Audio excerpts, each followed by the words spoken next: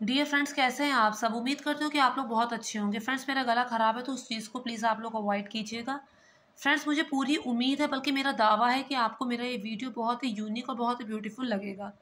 Friends, करवा चौथ पर विशेष इस वीडियो में मैं ये बताने जा रही हूँ, जो बातें ज़रूरी होती है पर हम लोगों का ध्यान उस तरफ नहीं जाता है।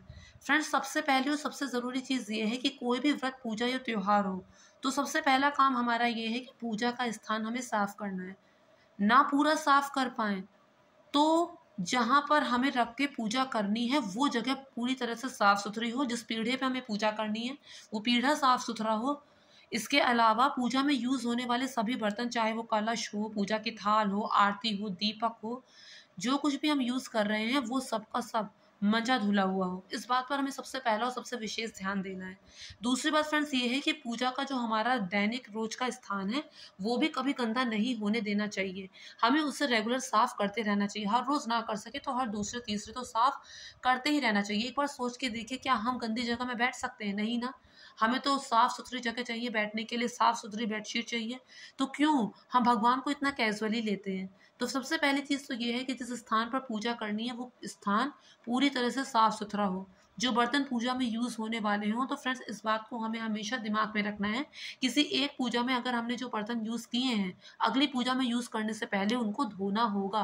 फ्रेंड्स, आजकल करवा चौथ पर डेढ़-डेढ़ 2-2 हज़ार की पूजा की थाली आती हैं। लोग बड़े चाव से उन्हें खरीदते हैं दूसरों को दिखाने के लिए, फ़ोटोज़ वगैरह खींचने के लिए। तो फ्रेंड्स, आप अपने बजट को सूट करते हुए कोई सी भी पूजा की थाली को खरीद सकते हैं। लेकिन इस बात का ध्यान ज़रूर देना है कि पूजा से पहले आपको उस थाल को, अगर आपने एक बार उस थाल को यूज़ कर लिया है तो अगली पूजा से पहले आपको उस थाल को ज़रूर से धोना पड़ेगा। तो आप इसी तरह के मटेरियल का चयन कीजिए जो आपके बार-बार मांजने धोने से ख़राब ना हो। आप एक बार पूजा एक थाल में कर लेते हैं तो दोबारा उसी थाल में बिना धोए आप पूजा नहीं कर सकते।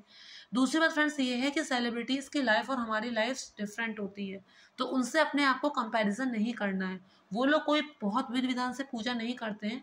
उनके पास तो बस वही डेकोरेटेड थाली, डेकोरेटेड कलश, इसके अलावा और कोई चीज़ उनके पास होती नहीं है। चलो मैं आपको उदाहरण के तौर पे बताती हूँ। फ्रेंड्स, आप लोगों को याद होगा एनडीटीवी इमेजिन में जो सीता बनी थी, डेबीना। डेबीना अपना शेयर कर रही थी करवा चौथ वाला वीडियो, तो उसमें दिखाया था, शायद किसी न्यूज़ चैनल पर आया था, तो उसमें दिखाया था कि मैं नहीं लगाऊँगी सिंदूर-फिंदूर। उसने ऐसा बोला था। तो आप लोग इस बात को समझ पाएँगे कि कितना ध्यान ये लोग पूजा-पाठ पर देते हैं। तो उनको आपको वैसे ही कॉपी नहीं करना है, जैसा आपका बजट हो उस हिसाब से आपको चीज़ों को चुनना है। हाँ, पूजा में जिस चीज़ का आपको ध्यान रखना है वो ये कि आपको पूजा समय लगाकर करनी है। आप जो बोल रहे हैं उसका मतलब आपको पता हो, आप जो बोल रहे हैं वो आपको सुनाई देता हो और पूजा में आपका ध्यान लगे। तो इसके लिए ज़रूरी है कि आप पूजा में अपना एक समय लगाएँ, क्योंकि हम लोग कोई योगी या संत महात्मा नहीं है कि हम जैसे ही पूजा में बैठ जाएँगे तुरंत हमारा ध्यान लग जाएगा। हमें थोड़ा टाइम लगेगा, तो उसीलिए हमें पूजा समय लगाकर करनी चाहिए। और दूसरी बात फ्रेंड्स ये है कि आजकल सेल्फ़ीज़ का बहुत ट्रेंड है। कोई भी पूजा करेंगे, एक स्टेप हुआ नहीं कि 10-12 सेल्फ़ी खींच ली। हमें जल चढ़ाते हुए भी सेल्फ़ी खींचनी है, हमें फूल चढ़ाते हुए सेल्फ़ी खरीदनी है, करवा पकड़ के खड़े उसमें सेल्फ़ी खींचनी है। तो फ्रेंड्स, अगर ये सब करेंगे तो एक बार सोच कर देखिए, पूजा में आपका कितना ध्यान लगेगा। आप जल चढ़ा रहे हैं चंद्रमा को, उस समय आपका ध्यान सेल्फ़ी पर है, तो आप कहाँ पूजा में मन लगा पाएँगे? तो फ्रेंड्स, इस चीज़ से कोई फ़ायदा नहीं है। अगर आपको दिखावा ही करना है तो आप 1 दिन पहले या 1 दिन बाद में चुन लीजिए, तैयार होकर खड़े हो जाइए और क्षण-क्षण की फ़ोटो खींचिए। तो इससे कोई लाभ नहीं है। फ्रेंड्स, कभी भी पूजा-पाठ का दिखावा नहीं करना चाहिए। दूसरों को खुश करने के लिए कभी भी कोई भी व्रत, पूजा पाठ नहीं करना चाहिए। पूजा पाठ अगर हम किसी को खुश करने के लिए करते हैं तो वो परमात्मा को। सब जगह ढिंढोरा पीटने से व्रत का कोई लाभ नहीं होता। हम खाली ढिंढोरा पीटना चाहते हैं, सब लोगों की नज़र में आना चाहते हैं, तो वो चीज़ तो हो जाएगी, लेकिन इससे भगवान कहीं से भी प्रसन्न नहीं होंगे। तो इस बात का हमें ध्यान रखना चाहिए। पूजा पाठ जितना गुप्त रूप से, जितना छुपा कर हो, उतना ज़्यादा अच्छा होता है।